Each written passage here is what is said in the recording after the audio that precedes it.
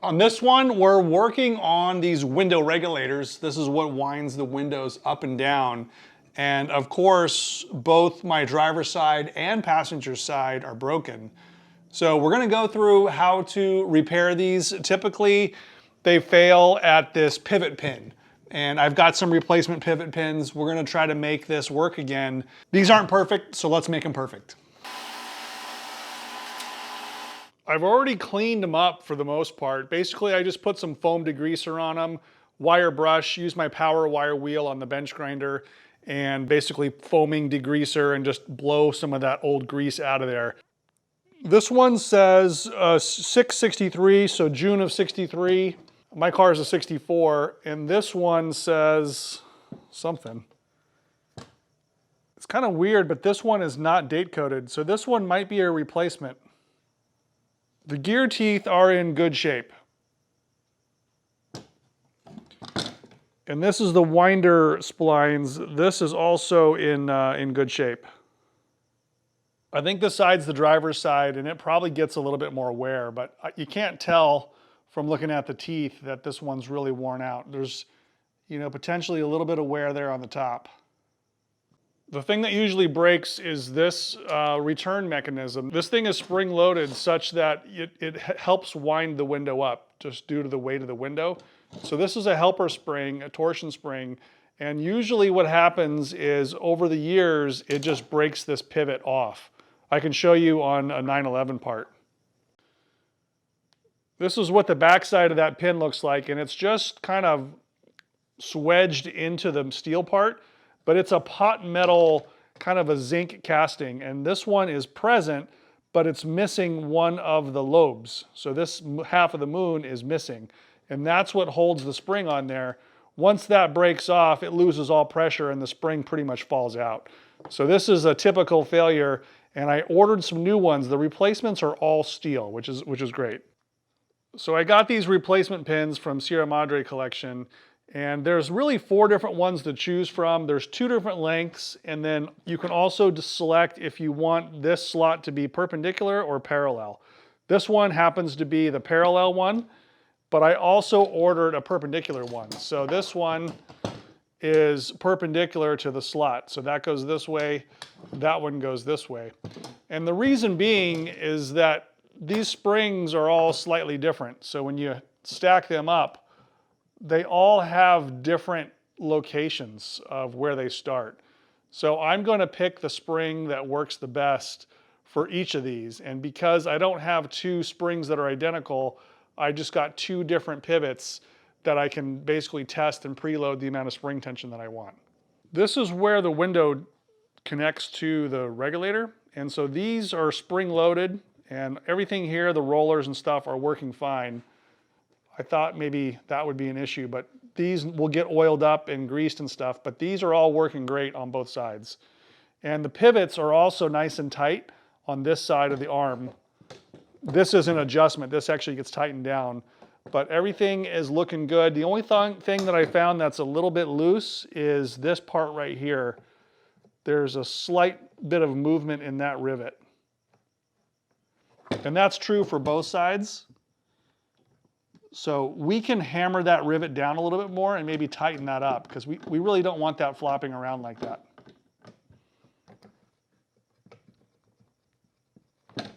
Both of these pivots are from Sierra Madre, and this one, the spring actually goes in. This one, it does not. The spring will physically not go in there. So this slot has to be modified as it is. And I believe I got the pins that are too long, because there really shouldn't be that much of a gap in there. So I ordered the long ones knowing that I would have to probably modify them, so I can always cut them shorter, but I didn't want to have to weld them longer, if that makes any sense. So this is too long by about, I don't know, 1.5 millimeters right there. You can see how the system moves with its gear. Everything seems nice and smooth. Of course, there's no spring on it yet, but that's the motion. See how the arms going up and down? So let's go ahead and take this pivot out and determine, what shoulder length it should be. so that this can stay nice and tight. Because the problem we're having right now, I got this screw on the back screwed down, and there's just too much motion between these two plates. Of course, it does hold it together, but it's supposed to be clamped tight. This 911 one, which still has the pin in it, is clamped tight. There's no movement in those plates. So this is what we want to try to get to with the steel pivot. So it just falls right out. You can see it's got this diameter, and then it's got a step right here where it coincides with this slot. So this part will go all the way in. It's not that it's too big or anything. It's just that the shoulder between here and here is too big for this thickness. So what we need to do is measure this thickness, and then modify the pin so it's correct. So the height of this thing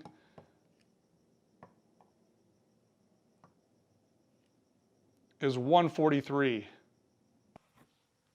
So we just need to take 80 thousandths off of this pin in order for this to work. Now I could return this and get the other one from Sierra Madre, but I'm running out of time, and most likely these have to be modified no matter what. So I'm just gonna take my, my tools and make that deeper. Also, I'm not a big fan of the screw holding it together. I'm gonna weld this onto the back because this piece will never break again, and I want this to be a permanent repair. The original thickness on this is 312. So as I'm grinding down, I just don't want to change the width of that.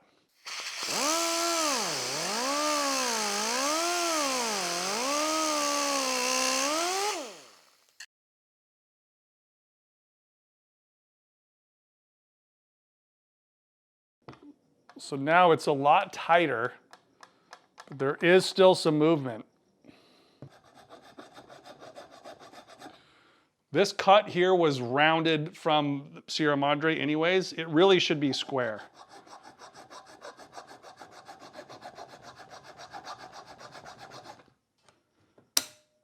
That's great. So it actually goes in this way, but at least now we know it's protruding all the way through.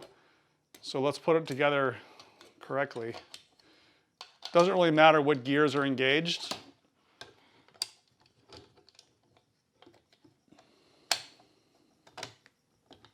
Yeah, that's all the way through. And this is way too tall here on this side now. Things are fitting really nice. There's no more wobble in it. I think what my plan is not to use the screw. The screw isn't gonna secure anything. The way the factory did it is they peened this down and just mushroomed it so that it made like a rivet and it made it tight.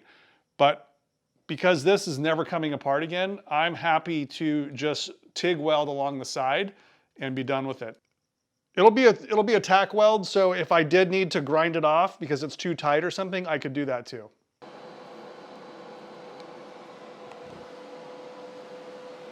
But let's just make sure it can still move. So I'm just turning this with my fingers, and it's nice and tight, but it still moves.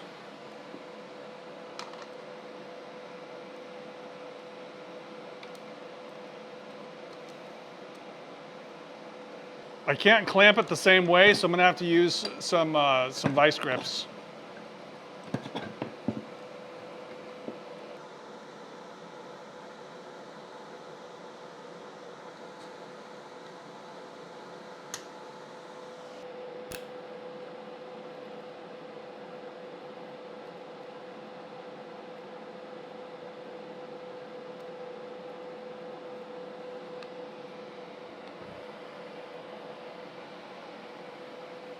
So yeah, there's just a little fillet weld on each side. And even without grease and stuff in there, I'm getting really good motion on the gear system. So no binding, it's nice and tight. This to me is more controllable than trying to just squash that down. I think the factory used the soft metal because it's easy to clinch it down.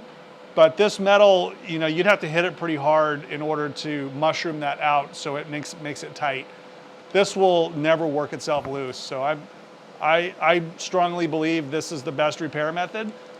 Now, even though I said I wanted this to be perfect, there's one piece that is potentially missing in this stack up. So in between this plate, which is this kind of rectangular plate, and these pivot arms where the pivot pin goes through, some people believe there should be a washer there.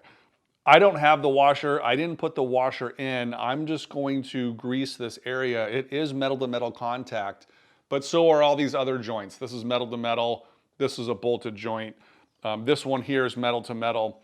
And when I looked at putting a washer in there, it just seemed to me that it was going to push this gear a little further away from the plate, and it's already making contact on this part of the window where the pinion gear is.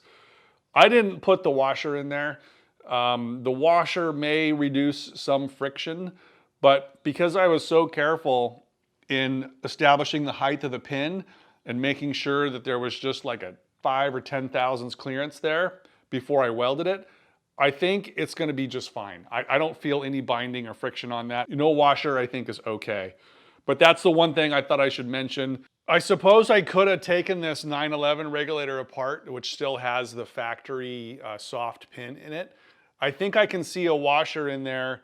It's not a big one. It's a pretty small diameter, and it doesn't have a lot of thickness to it. I would have had to modify that pin either way. So, like I said, if you have the washer and you want to go ahead and use it, go for it.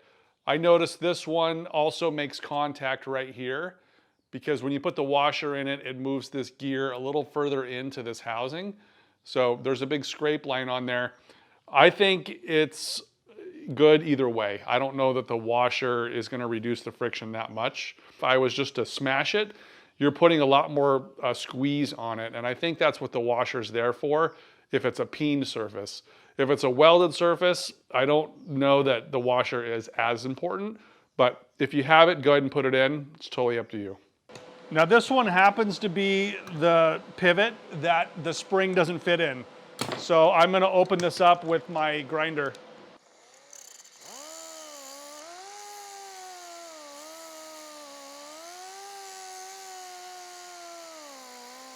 This part that sticks way out, I know the original didn't stick this far out. I'm not sure if that is going to interfere with anything. Okay, here's the window in the regulator, and the wheels are kind of centered in the channel. The window does go over where that pin protrudes.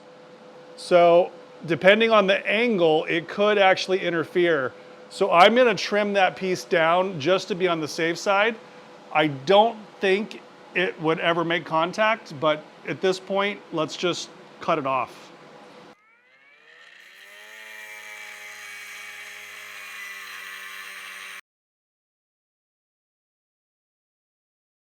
And the last thing to tighten up on this before we put the spring in is this pivot right here could improve just a little bit. Like I said before, it's got some movement in it. If I put this on my vise here and hit it with an air hammer, I think that will tighten that up.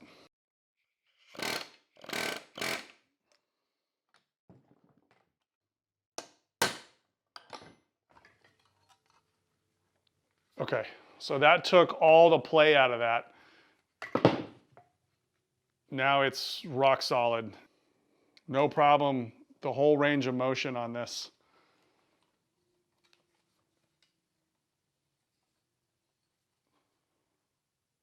Real happy now with the structure of this mechanism. There are no loose spots anywhere. So now let's figure out what spring to put on here to get the correct amount of tension on the window. Okay, after much thought, I think I've figured out the way the spring goes. The loop of the spring, or the horseshoe part of the spring, should point to the ground. I think that's true for both sides, but I've only got one side done so far. So this points down, and there's not a lot of pre-tension on it. Basically, if this is going to point down, it either goes this way or it goes this way. It would have to circle all the way back over to here. That would be 180 degrees of preload. That's probably too much. It's probably never going to get on there. So I've elected this spring, which has only got like, maybe like 1/10 of a turn of preload. That is all it does. And it's best to put the spring on when the window's in the up position, because when you wind it down, it creates more tension. You can see how the spring is getting farther away from its pivot, so it's getting harder and harder to put it on as the window goes down. When the window's in the fully down position, you cannot move the spring. It is fully loaded. So the spring is assisting the weight of the window. And if I did want to increase the tension, I could use these other springs, which are formed quite a bit differently. But what I found is that this one would have to go all the way up to here. That's over 90 degrees of tension. This one would have to go a full 180. So that's why I think the parts companies offer these pivots in either parallel or perpendicular. In this case, the perpendicular one is perfect for this particular spring. If we get to the other window regulator, I think the parallel is going to be more appropriate for these two springs, because I physically couldn't even get it on there. If you have the old parts, which I didn't, you can just match it up. But the truth is, the springs, being that they're 60 years old now, have probably taken a set, and you might prefer to use the perpendicular like I have, because it takes up some of that weakness of the spring. The spring constant is still good. It just, the starting and ending points of these loops might be slightly different. Now, I did measure the weight of the windows, about 5.5 pounds. So in an ideal situation, the force on the window would be equal to the weight of the window, right?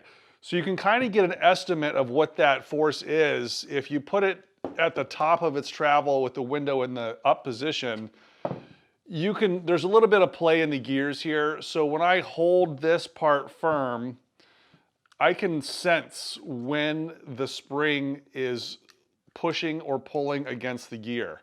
So at this point, it's minimal force. It kind of springs back on its own. But when it's in the midpoint of the travel, or when it's in the down position, it does create more force. So I tried to estimate what that is. I have a little luggage scale here, and it measures pounds. So basically, if I put this here on where the window goes, and this is all done upside down because this thing only pulls.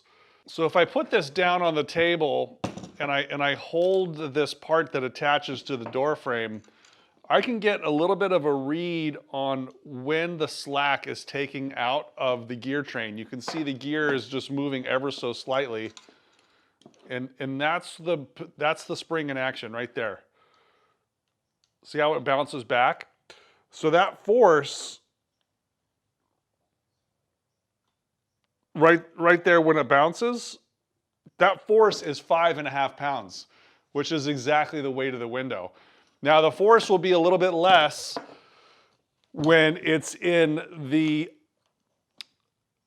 up position. So at the up position, put it all the way to the top there. Make sure there's still a little bit of play in the gears there, because we want to feel that spring pressure. So now I'm holding it and I'm pulling on it here. So we hold this part firm, and that's the spring pressure right there. That's only 3.5 pounds. So in order to just, you can kind of get a sense for it like this. So let's try it with it in the fully down position, because that should generate the most force. Might be a little bit easier to see it too.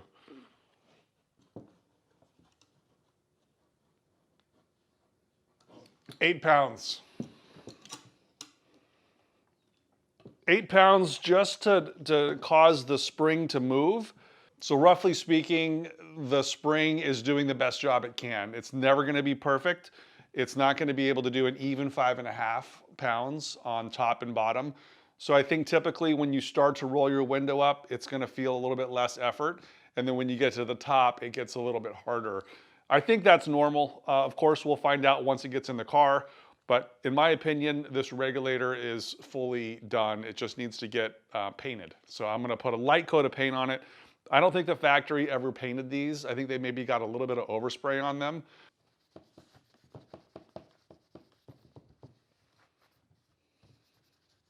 I'm gonna grease a few of the areas before I paint it because this is where I don't want paint to stick in some of these crucial pivots.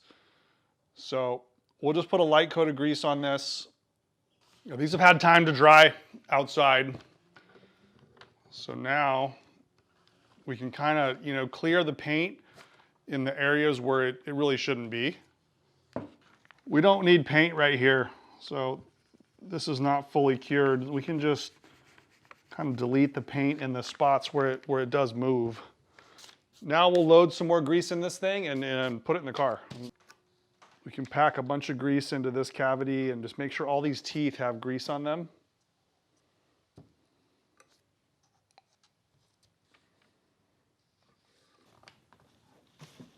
And push that spring down and make sure we get some grease in the wheels. And I'm just gonna put some oil inside this, a little bit of oil on these guys.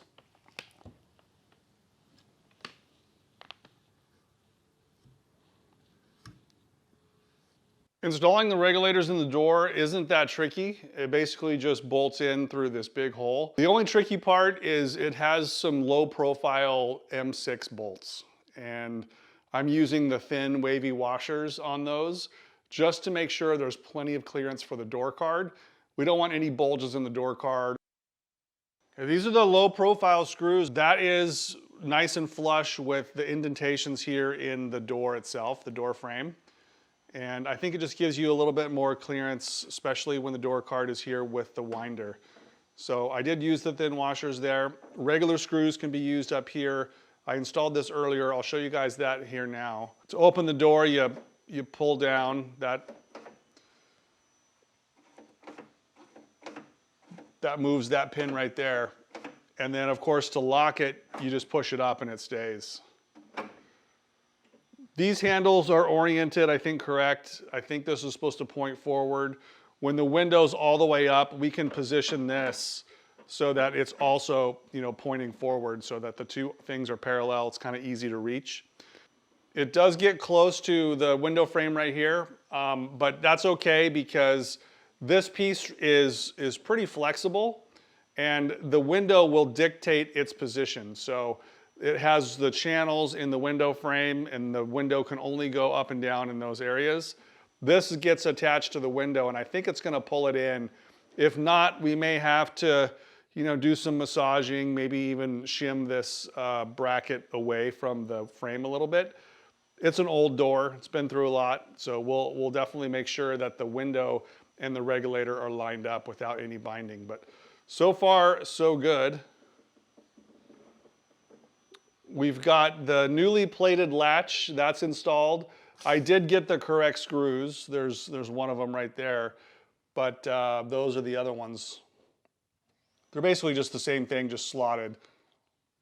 Next thing to install is the big window frame, and they're both done with the wind wing and everything. They're basically just sitting in the dining room right now, waiting to be installed, but I'm missing the flexible channel that kind of goes from the top down on the rear of the door.